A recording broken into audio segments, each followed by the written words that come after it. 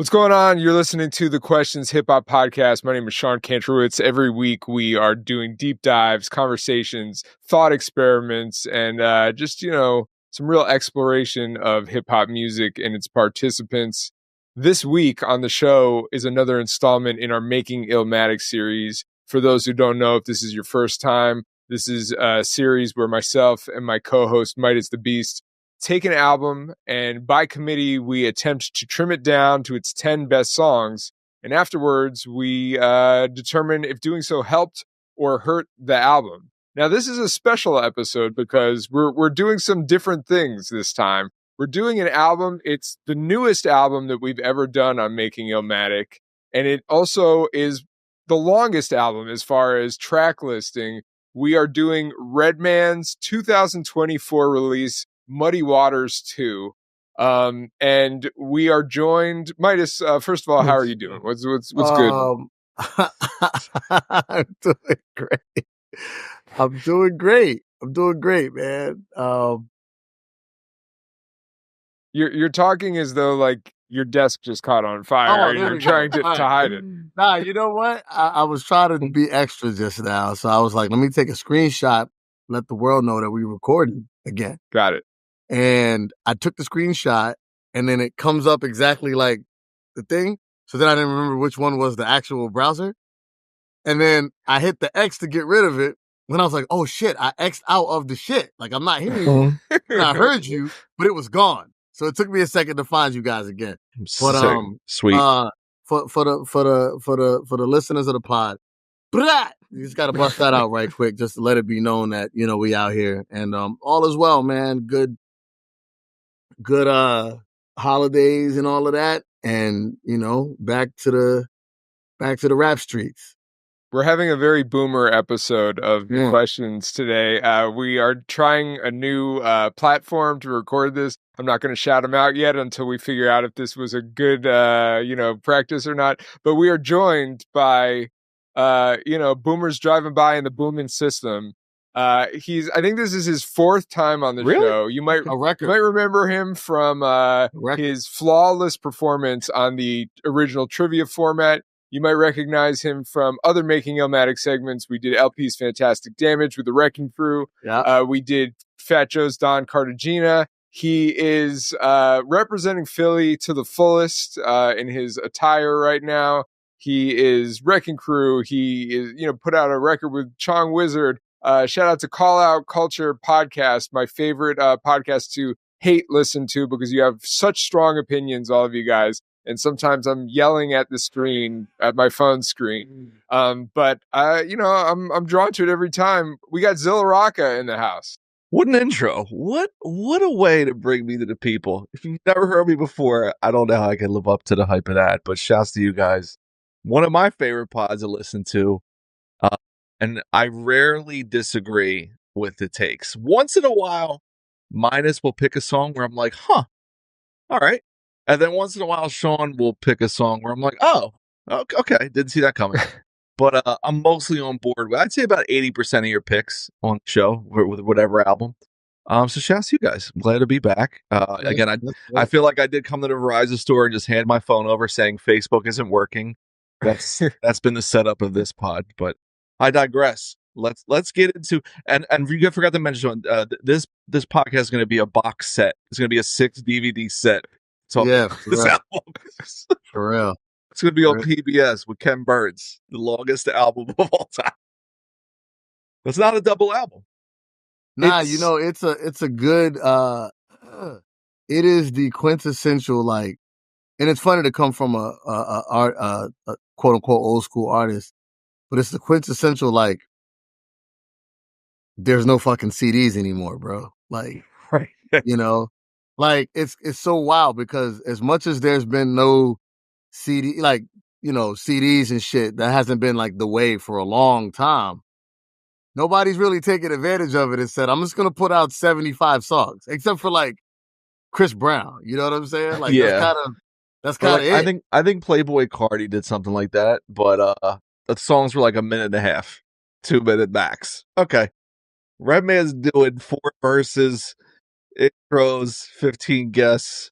Well, he is and he's not, because what's interesting is that in a lot of ways, this album feels a bit like a mixtape, because there are a bunch of songs that are like less than 2 minutes long. There's a couple of instances where, like, he's doing full songs. I think that the craziest thing about this is that, it's called Muddy Waters 2. Obviously, it's sort of invoking the Muddy Waters album, which we did a Making Illmatic for, but really I think that this is the spiritual successor almost to like Doc's The Name. Like it doesn't really feel like a Muddy Waters album. It doesn't to me. I went back after I listened to this and I made it to track 16 when it first dropped, and then I took a nice break, and then I went back to this album this weekend to have some thoughts for the show. And I listened to a bunch of songs. I'm like, all right, this should be done. And I looked down and there was 9 more songs. And I was like, oh my God, please, Redman. But I did dip my toe back into Mudface from 2015, which was like a precursor. It's the same cover almost. It's like a collage version of Muddy Waters. And then I took a step back even further and listened to Reggie, which I don't remember anything about, from 2010. And I'll just say this. I think Redman has recorded all of these songs in the same week in 2009. That's the theme I'm going to go for when I go through my keeps and cuts. They all sound the same from 2010 to 20. All these songs sound exactly the same. This was released kind of almost as a surprise on December 24th, 2024. This is, I believe, Redman's first totally independent released album. I don't know if Mudface was, I believe it might have been maybe Def Jam, affiliated. But look, I mean, Redman is 54 years old. I'm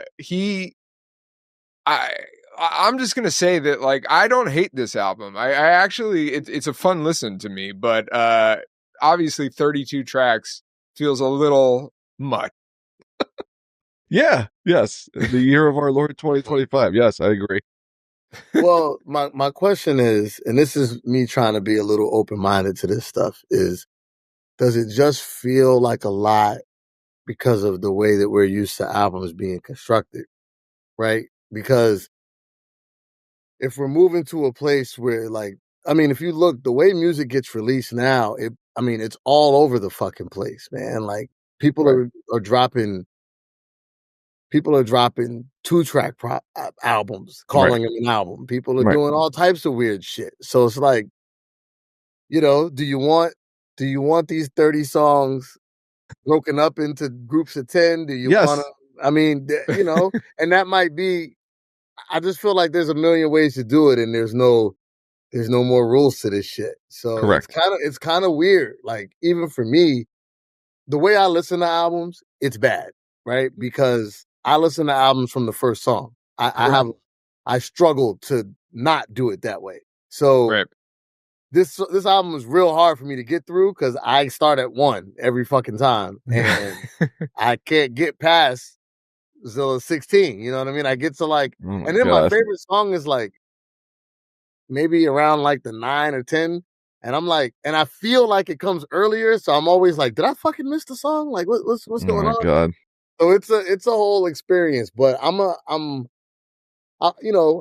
at it I'm trying to look at it through Redman's point of view, where it's like, I haven't put an album out in fucking 15 years, and like, I'm just gonna give you every song known to man. Like, we're just gonna be out. So normally we evaluate what the rating and the critical reception is on this album. This album doesn't actually have any of that, and I think it's because the album is so new, and also, just to be real, it's independently released. And shout out to Redman, doing his indie hustle, but obviously that begins to affect things in terms of like coverage. But I guess, we haven't lived with this album for a very long time, but on the Source 5 mic scale rating, where would you rate this? Zilla, you're a guest. You go 2 first. mic. It's a 2. 2. Yeah. I'd say I'd give this a 3, maybe a 3.5. Like, I'll say this too.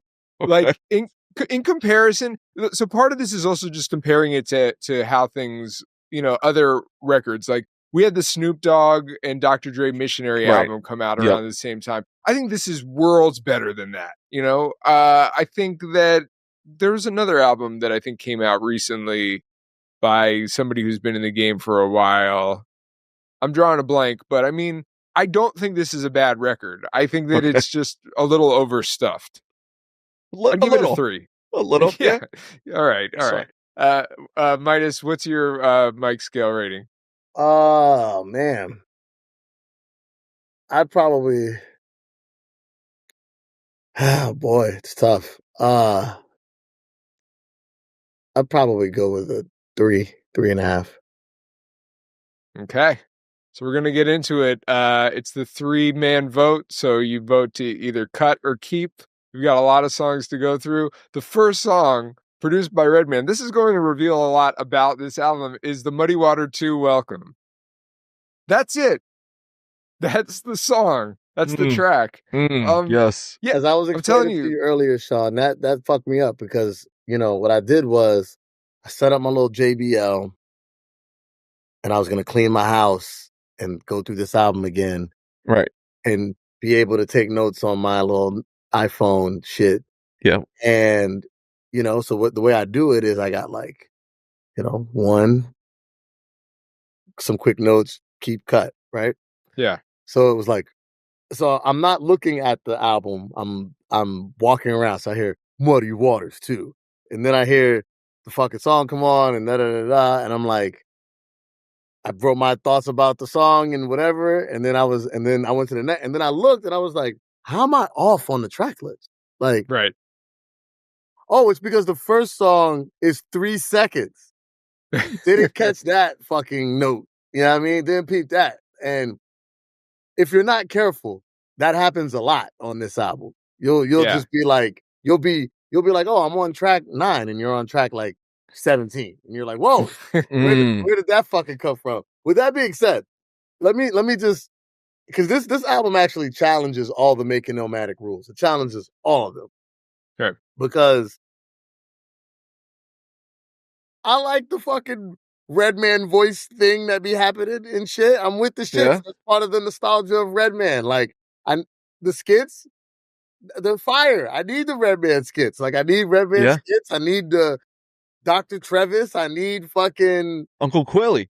Uncle Quilly. Yeah. They say what? I need all the shit. Extra flow. But right, like right. Dark Side Radio. I need all the shit. But fuck, bro, like it's just not attached to shit, But here's the thing. Here's the thing. This only really poses a problem if you're doing the exact scenario that the three of us are doing right now. Right. It doesn't it's not really inconvenient because it happens so fast. Even if you wanted to skip it, you probably wouldn't be able to skip this track if you tried, unless you were holding the device directly in your hand. You wouldn't have enough time. Like So it's actually convenient. It's a built-in skip for this show. It's fantastic. It's the easiest cut of all time. It's so good. Right.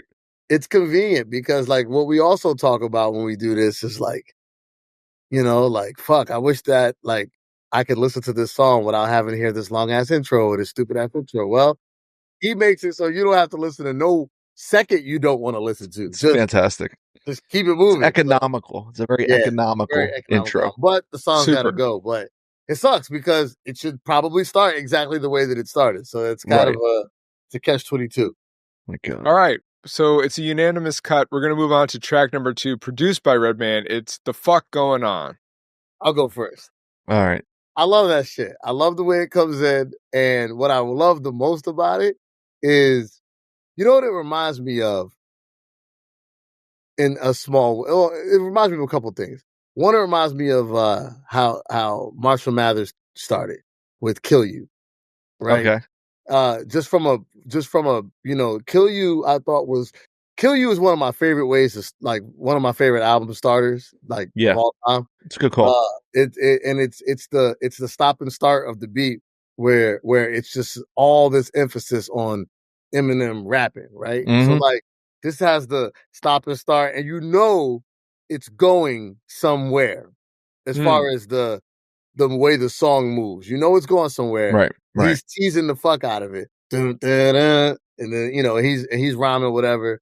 But when the shit breaks down, that is Redman at its finest. The hook that comes in and it drops and it's just, you know what I mean? Like, that's my only qualm with this song, is that it doesn't lead to a second verse to do it again. Right. You know what I'm saying? Correct. It does it and then it's out. And I'm like, I could have had that energy again. You know what I mean? Like it was, but to me, it's a good tone setter for the record. It doesn't feel extremely muddy waters to me. Not at all. To that Not at same all. point that Sean was making, it seems I would go more like Malpractice. It feels like, and a lot of the stuff we'll hear.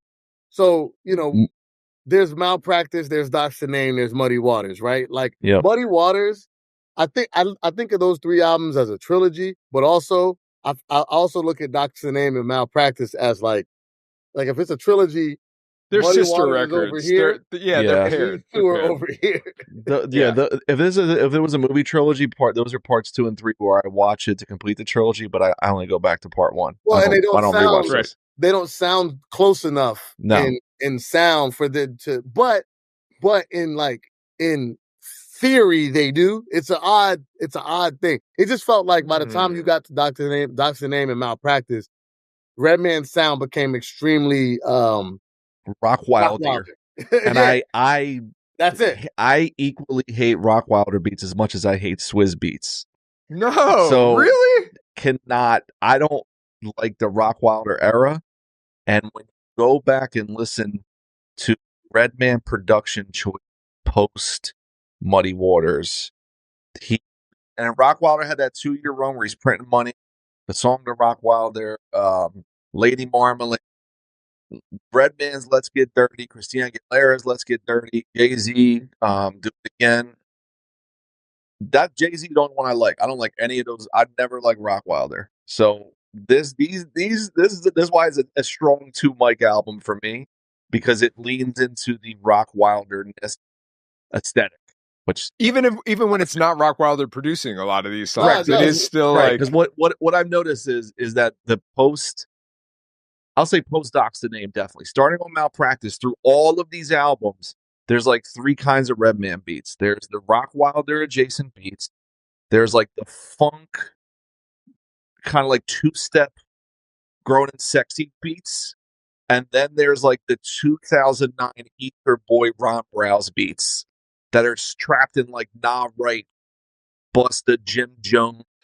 New York's trying to come back. Like, remember that era when New York was like trying with really bad synths and all that? And so this album has a lot of those. And I'm just trying to navigate like which ones can I stomach? I can't stomach this one, so it's a cut.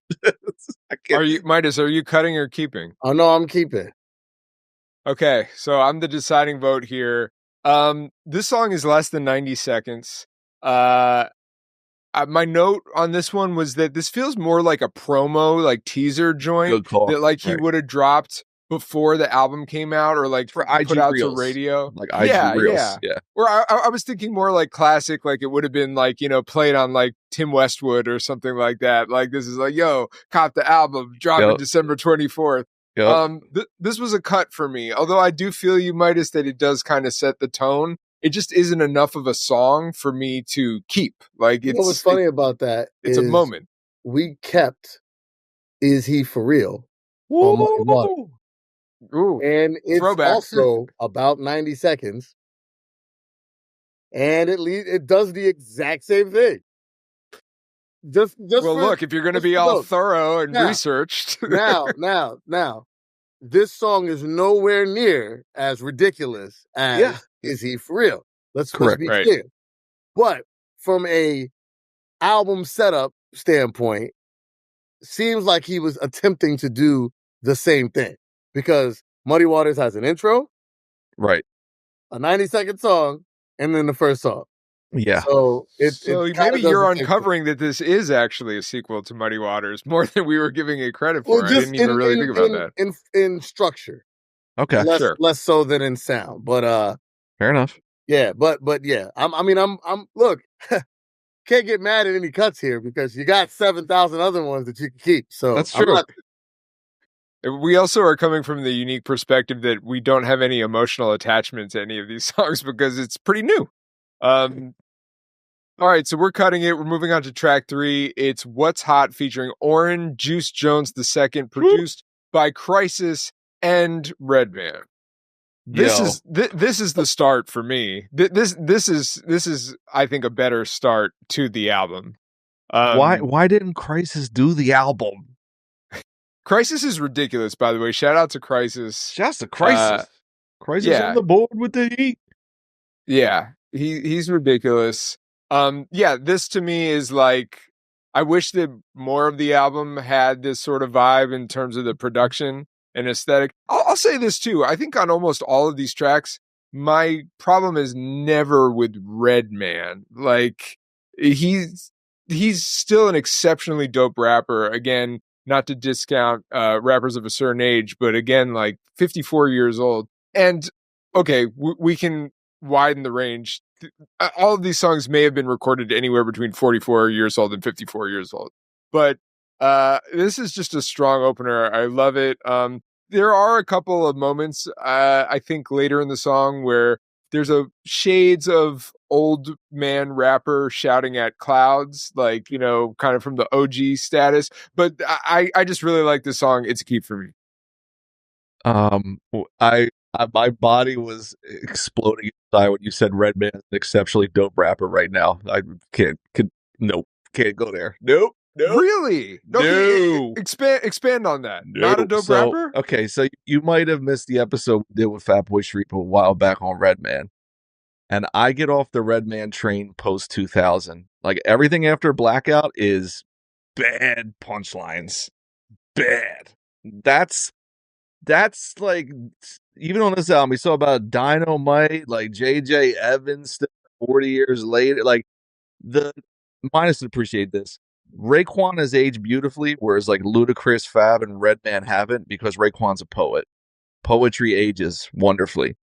Doing the punchlines, you run out of current things to say, and you're going back to 1992, 79, 83.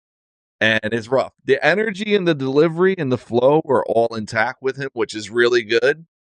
But the rhyming is like, some of these shits, I cringe so much every song. I'm like, oh God. And this one's funny though, because he says something about, everybody's talking about a millennial. What the fuck is a millennial? I'm like, all right, that works. You got me. But then he'll do other ones where I'm just like, dog. One song he says something like, I'm Doc Rivers because I'm gonna get her clipped. I'm like, oh God.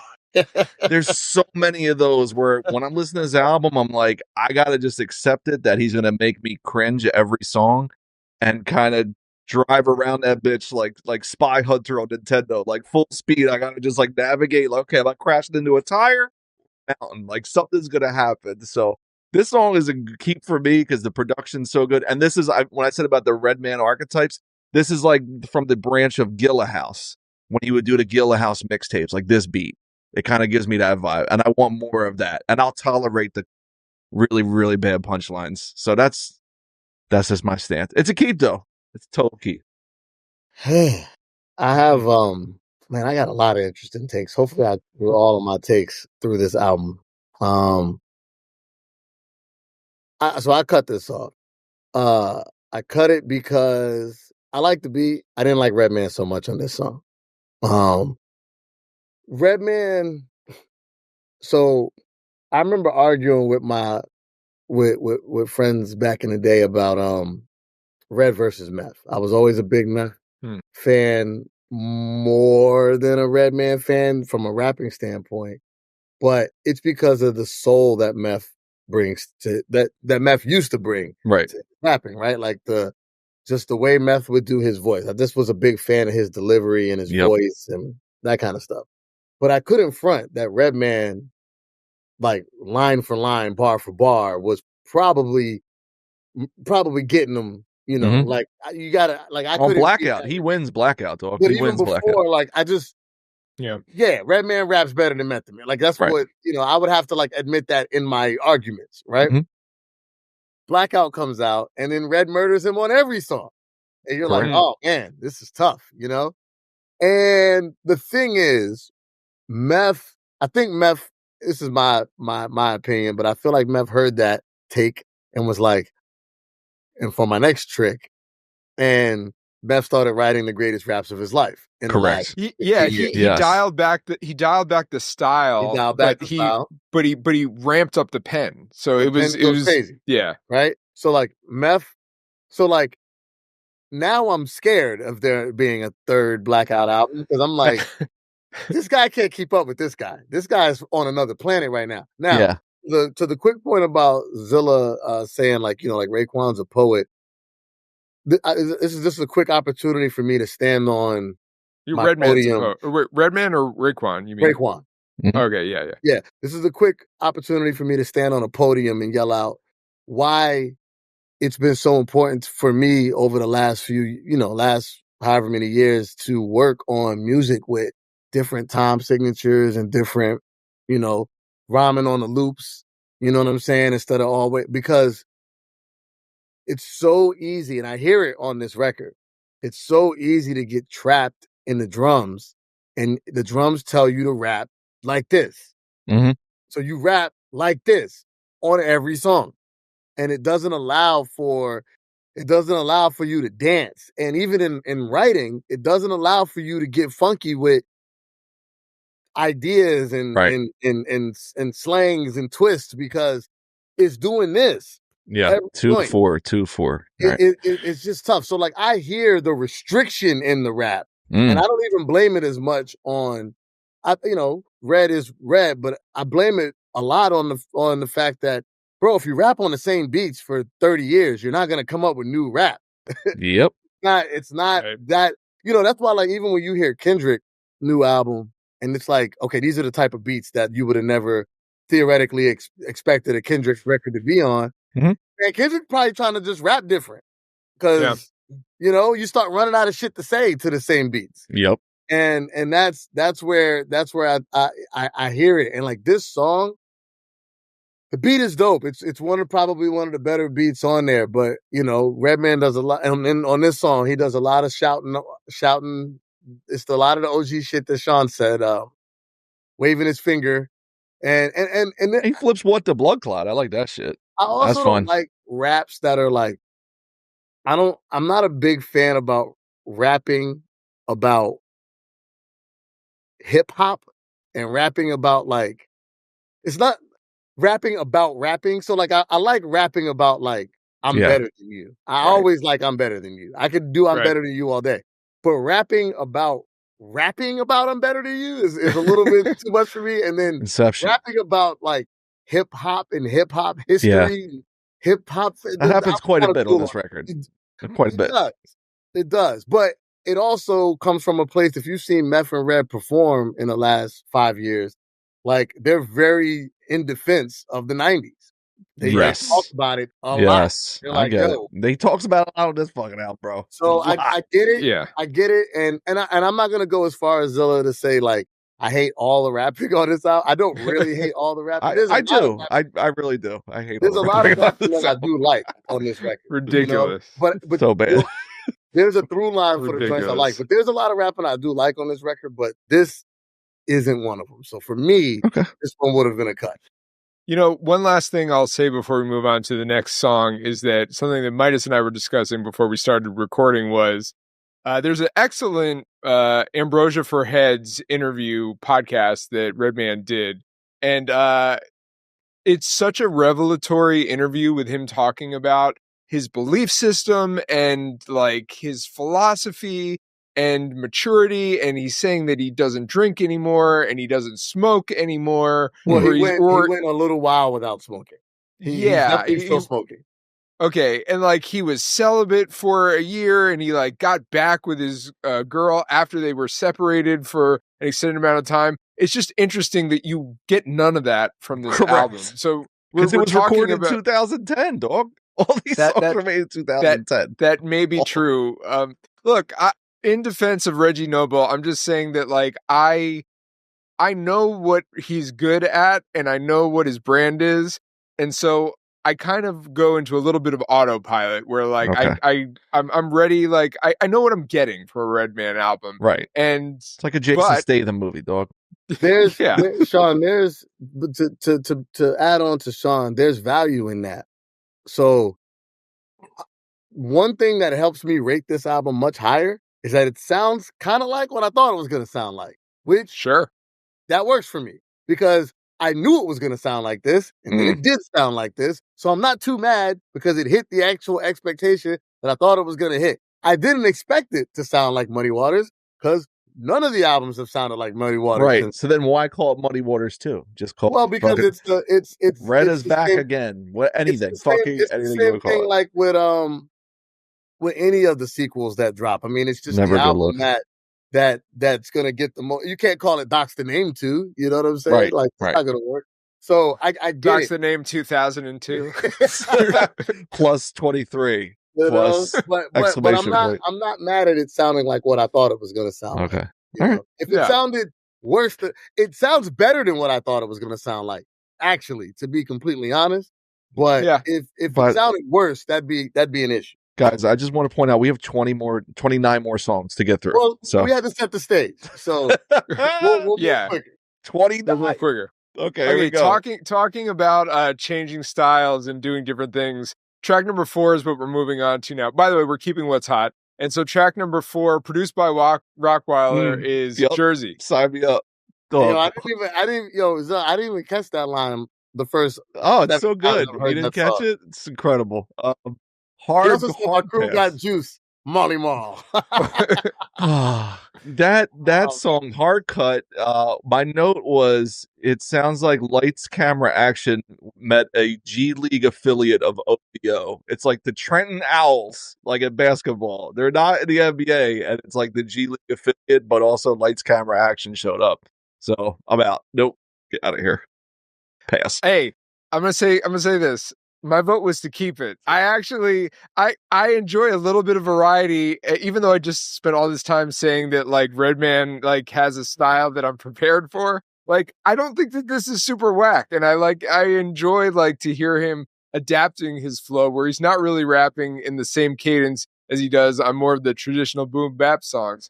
Look, I haven't lived with this album very long. My opinion might change, but this to me, on a 32 track album, it stands out to me as like, okay, he's doing something a little bit different. I'm not mad at him showcasing a different side of Jersey than we usually get. This is not Brick City Jersey as he has repped throughout his career. So this is a bit of a trollish keep, but my vote was to keep. My vote was to cut. But this album actually this album rings of Jersey. Kind of even more so than some of his other projects. Doc's the Name, yeah.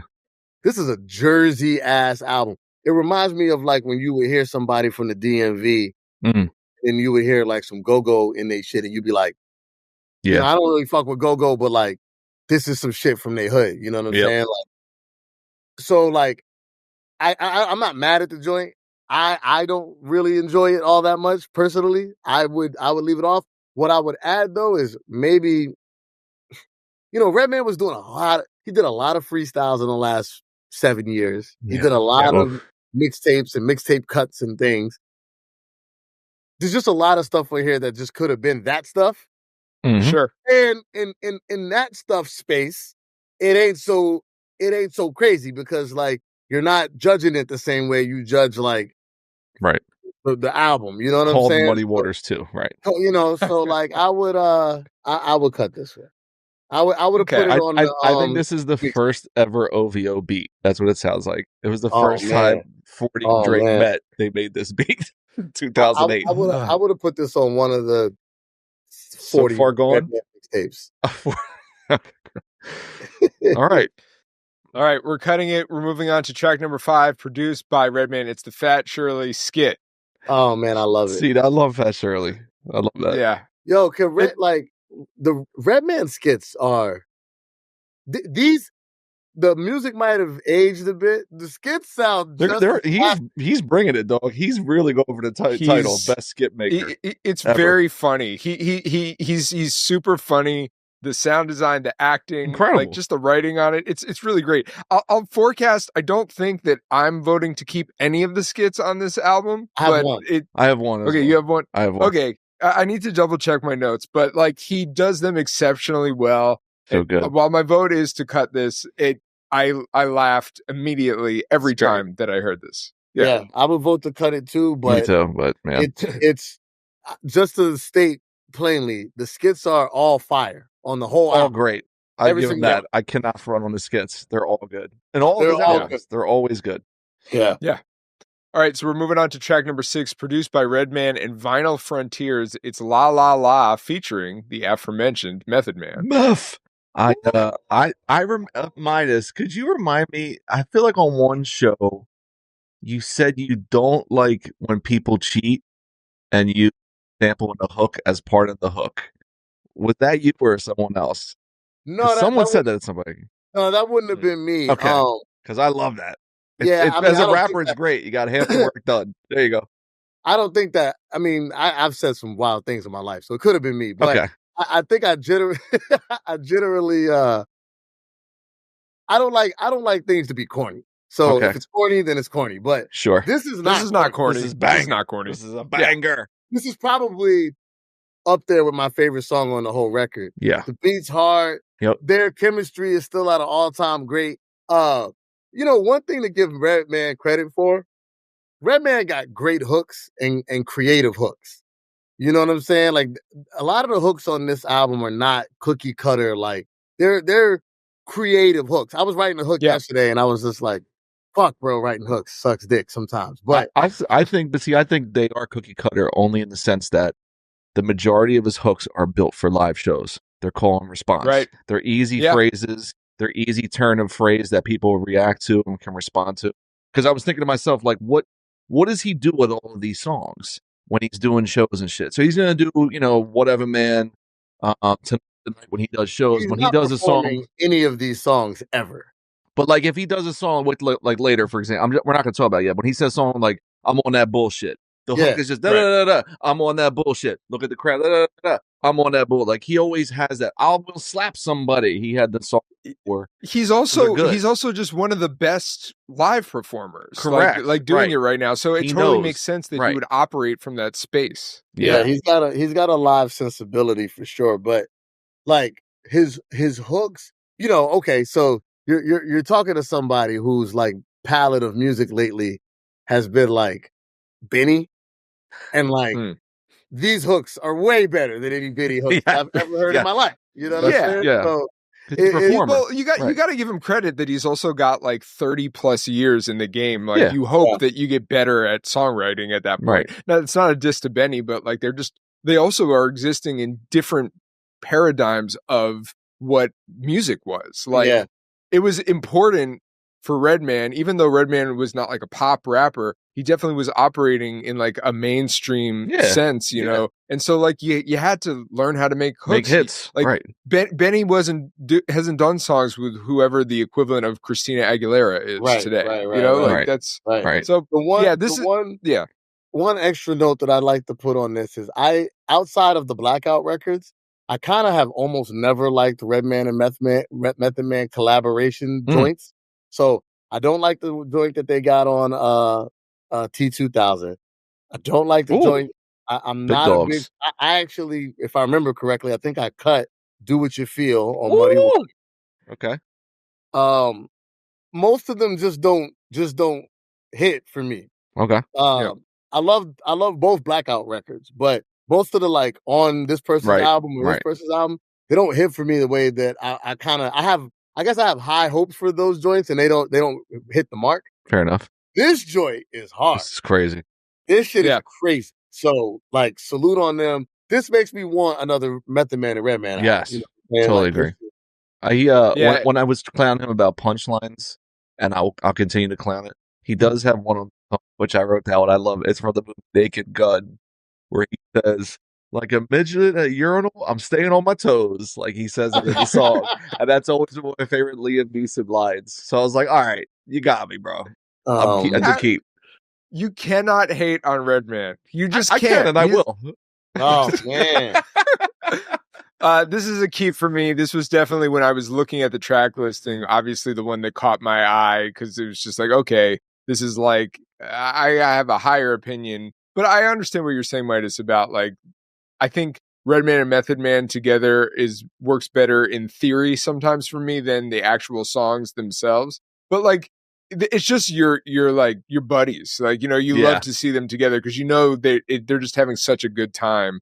So yeah, it's a unanimous keep. Nice. All right, so track number 7 is the next song that we're hopping into, produced by Eric Sermon. It is "Don't You Miss." I would have liked to have seen more Eric Sermon on this album. There's not a lot.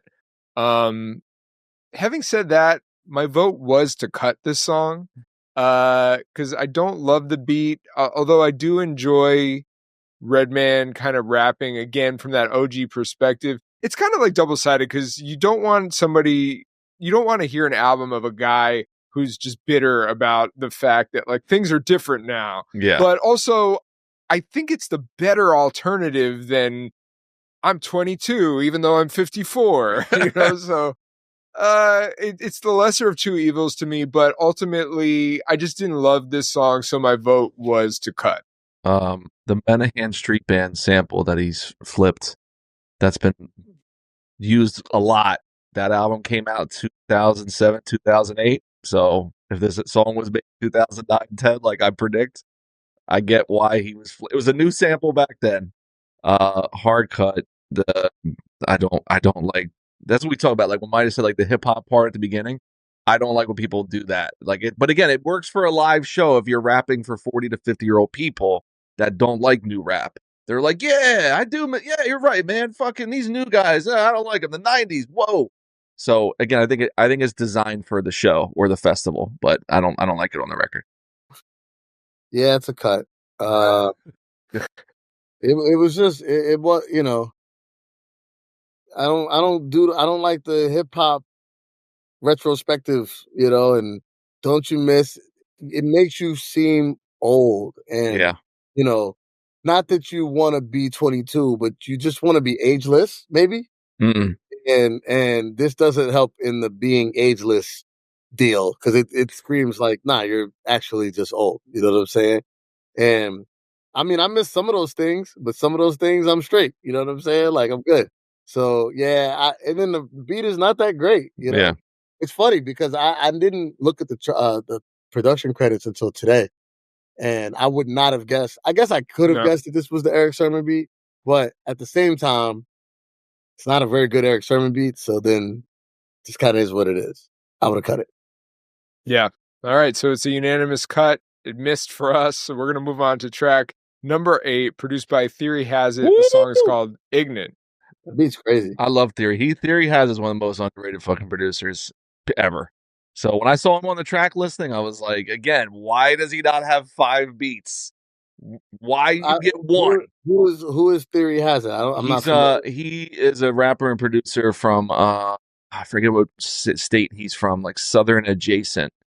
I got put onto him maybe, I don't know, like 2007-ish. He's a great follow on IG, beat making, all that. Like he's nasty, and he can spit too. Okay, but when I saw him on the credits, I was like, "Oh, this is gonna be crazy." And him flipping fucking Tears from 36 and chopping that to every little micro piece, like that to me, that could have been the crux of Muddy Waters too. How do we take classic things but dirty them up and make them hard for 2024, 2025? And contemporary, because it feels very modern. It doesn't feel like a throwback to the boom bap. But if you like listen to it, you're like, oh shit, he's flipping the after the laughter. Right. Like, that's crazy. Yeah. I'm a sucker for that shit. So yeah, and it's a short song. It's like 2 minutes. Again, to me, this kind of feels like a Lucy, like sort of like promo song, right? Which it's funny to think about for a 32 track album. You could argue with the cuts and keeps that you make, you could technically get an EP in terms of length if you kept like a lot of like the dope but maybe not album feeling shorter songs. My vote actually was to cut, but in listening to it now and because of my anticipation of how this might go, I'm voting to keep it. Nice. I vote to keep it as well. Beats hard. The beat is just out of control. And again, it just gives you a different time signature. It gives you a different look, from just a Steez standpoint. And that on this record is kind of needed a little bit because there's so many of the same type of joints. But this joint's kind of hard body. So this one was a keep for me. All right, it's a unanimous keep. We're moving on to another skit produced by Redman. It's Uncle Quilly. I don't know if it's that he's a better this is kind of like parallel to rapping. I can't tell if his strength in these is that he's a great writer or if that he's a great performer in terms of delivering the lines. It's just He's so great good. acting. He Yeah, is. but He really is. It's a cut for me, but yeah, it's fun and it doesn't overstay its welcome. Cut, but all the skits are great. Yeah, cut, but sad to see it go. Yeah. All right, we're going to move on to track number 10, produced by Tall Black Guy. The song is called A. Not my favorite Redman raps on this track. But it's a keep. It got a vibe. It's vibed out.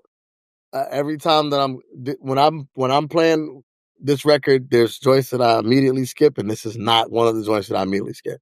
Like it got a vibe to it. So even though I feel like some of the bars are, not that crazy, coming from a self-proclaimed Redman stan from back in the day, it's still a dope joint, bars aside. So I'm gonna vote to keep it. It's a little too clubby for me, even though I love Tall Black Guy as a producer. Yeah, even though I love Tall Black Guy as a producer, it's a little too clubby, and it just doesn't work for me as a song.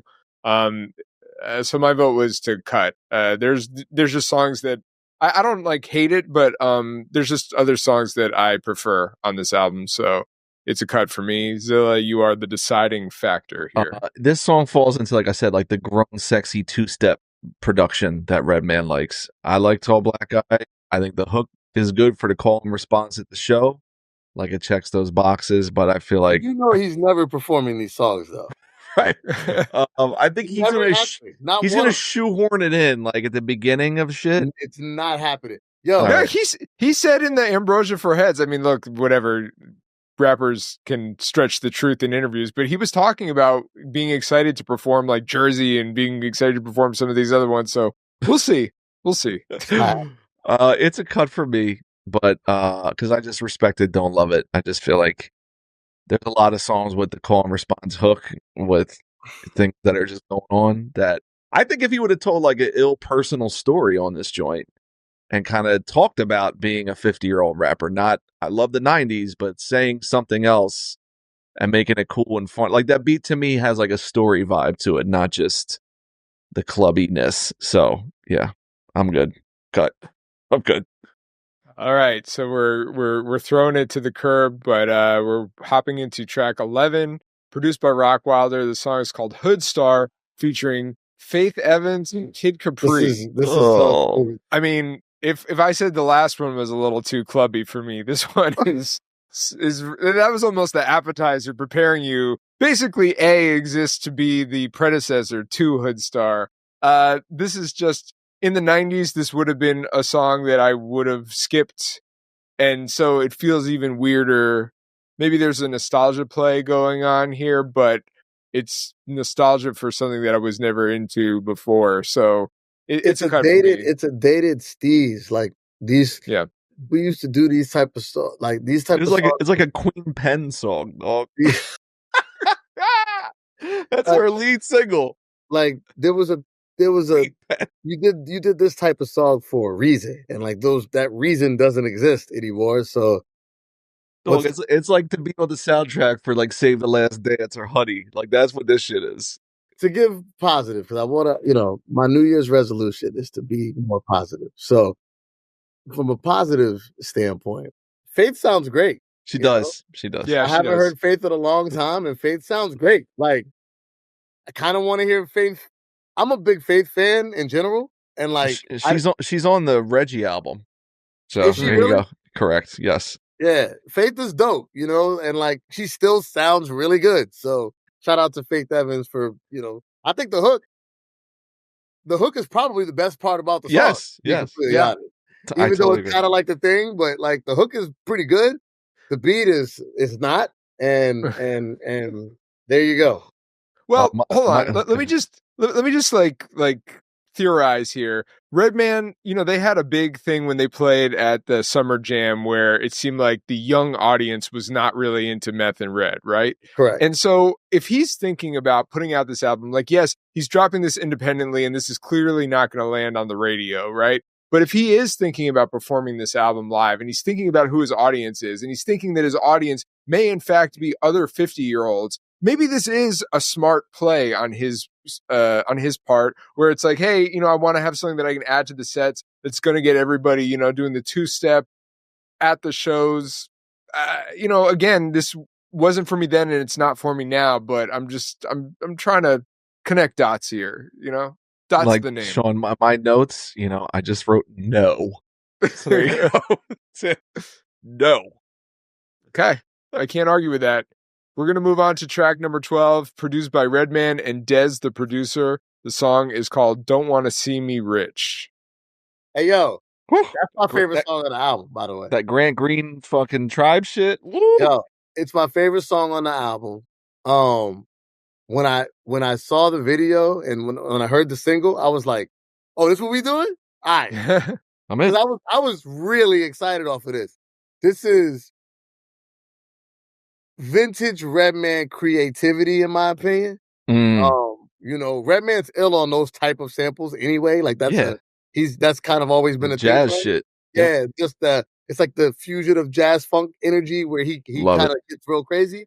But I just love everything about the song, including just the point of the song, the whatever, the haters don't want to see me rich, and then being able to have 2-3 verses about that kind of topic, but keeping it like it's dope. You know what I mean? And the hook is fire. You know what I'm saying? And the way he organized the loop is fire. The way he organized the beat is fire. Like, it's just crazy.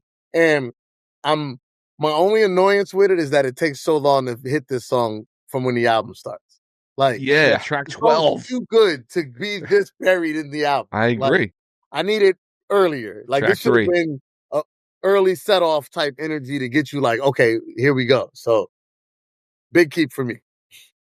Yeah. It's a keep for me too. I mean, flipping a Tribe sample or putting a Tribe sample in is like shooting fish in a barrel for me. Like I'm clearly gonna love it. A lot of people don't remember that Redman is on a Tribe album. He's on the Love Movement, so it's a cool. God, yeah, he is. Oof. Yeah, connection there.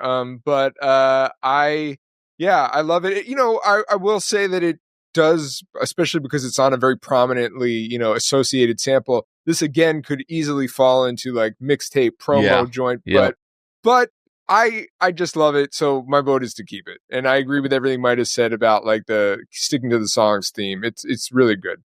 Yeah, strong keep. Obviously, the best song thus far for sure. And same thing. Like the album just could have been like this and Ignorant. Take those 90s samples we love, refresh them, chop them into bits, rearrange it. Like that's your wheelhouse. We're all going to be on board with it. I wish that was more of a theme. So yeah, I want more of that type shit. I'm all in. All right, we're keeping it, and we're on track 13, produced by Teak Underdo. The song is called I'm on That Bullshit. To be fair, Zilla. To be fair. Go on. This would have been on Muddy Waters. Like he does songs like this. Yeah, to pick it up. If you see a bitch passing away and pick it up. On every album, he does a song like right. this. So I'm not so mad at that. He does say, I'm an asshole, you can ask Siri, which that's the best. No, but then it follows with Siri saying he's on that bullshit. Like, yeah, that's so hilarious. Fucking funny. That's actually really funny. I'll say this. He even though I don't care for his bar work, he is a master song arranger and understanding mixing and mastering and understanding flourishes in songs. Well, because he mixes and masters his own shit. Like he does a great job. Like look, he's amazing at it. I don't like a lot of these shits, but they sound fantastic. The DJ side's big. That's an underrated part of this too, is like even going back to like the Faith joint and the other joint, like Redman's a DJ. Yeah. You know what I'm saying? Yeah. And like, I think he approaches what kind of songs based on what he would put in the mix. Right. You know That's a good call. Saying? That's a good call. So there's some of that too. I actually voted to keep this joint just because it hits a Redman trope that is familiar, like grandma's sweet potato pie. I cut it because I'm just like You not on that bullshit? I am on that bullshit. That's why it's Tracks. fine. I don't know. I would just never replay that again. So I'm cutting it. Yeah, my vote was to cut, although I do think it is a good example of him kind of dipping into more contemporary sounds and cadences. Yeah. But it just, the Siri line is really funny. The song actually does make me laugh. As I'm talking about this, it's kind of making me want to keep it. But just go with it. Go with your heart, Sean. You know what? I'm gonna have a change of heart, and I'm gonna keep. I'm on that bullshit, so we can keep it. I'm kind of just, I'm freestyling right now. Underdo. This is the most Rock Wilder sounding Teak Underdo beat I've ever heard. I swore this is like a quintessential Rock Wilder beat to me. Yes. And it's not Rock Wilder, so there you go. Maybe it's an alias or something like that, but yeah I don't Teak know. Underloo. All right, we're gonna move on. Track number 14 is the next song. Is a skit, The Trunk, produced by Redman. This is probably the worst skit on the album. It's pretty dark. It's dark, but it's dark. I enjoyed it. I enjoyed all the skits. I enjoyed it too. Yeah. I still enjoyed it, but obviously it's a cut for me. Yeah, for sure. It's a cutso. It's a cutso. Shout out to Cutso, Bay Area legend. Track 15, I guess the companion song to that skit is Pop the Trunk, produced by Roc Wilder. Here's my note. I said, if you went into Chat GPT and said, make a Roc Wilder beat, this is what you get. Cut. It's, I mean, I don't have as much Roc Wilder hatred, but I mean, it's very, Roc Wilder funky to me. But it's an oxymoron. No, what are you talking about? That shit has a West Coast bounce. Like it's got a little bit of that. It does. That funk. He's just my arch nemesis. I can't get over it. It's a petty thing. It's a thing with me. I'm aware of it. I'm extra petty. I don't know. Can he be your arch nemesis if he does not also count you as his arch nemesis? Don't care. The word arch doesn't work in that situation. But it's the same way. Real quick, it's the same way everyone in Pittsburgh hates everyone in Philly, but no one in Philly thinks about Pittsburgh for a second. Yeah. In this situation, I am Pittsburgh hating on Roc Wilder as Philly. Yeah, sorry. I have no major reason of it's not very good. That one's not very good. So, I'll say this, like, making a song, and this like aligns in two ways as I get older, but then also thinking about the artist making it getting older. Like, I just have no real room in my life to hear a song about like pulling a weapon out of a car trunk. You know what I mean? Like, and maybe that's on me, but like, it also just feels weird, especially again after hearing Redman's enlightened, like peace and love and understanding persona from that Ambrosia for Heads interview. It's just like, I'll say in contrast to that though, like I was concerned from that interview that I wasn't gonna get any of this type of energy for Redman, and like I can't look. I don't want anyone to get shot in hip hop. Mm-hmm. I don't want hip hop to cause anyone to get shot, but I'm okay with hypothetical shots. There you go. Yeah, fantasy shots. I'm glad you worded it that way because you were very close to almost becoming my arch nemesis just now. So gun violence is your arch nemesis. It's a video game. Right? Needless gun violence. It's a video game. All the rappers lie. We talk about whatever. I've shot many people in my raps. Many. I don't own a gun. They deserved it. I've not been to a gun range at any point. Like I'm but like you gotta murder these dudes. I get it. I'm with all the shit. Mobb Deep songs. If I ever heard a Mobb Deep album and like every song wasn't about someone being murdered, I'd be like so disappointed. You know what I'm saying? Yeah, like, right. This feels wrong. This feels wrong. Doesn't feel right. So like I'm happy that Red still like with his religious and all the different things that he's into now, which I'm happy that he's into. I'm happy he didn't let that like douse the art.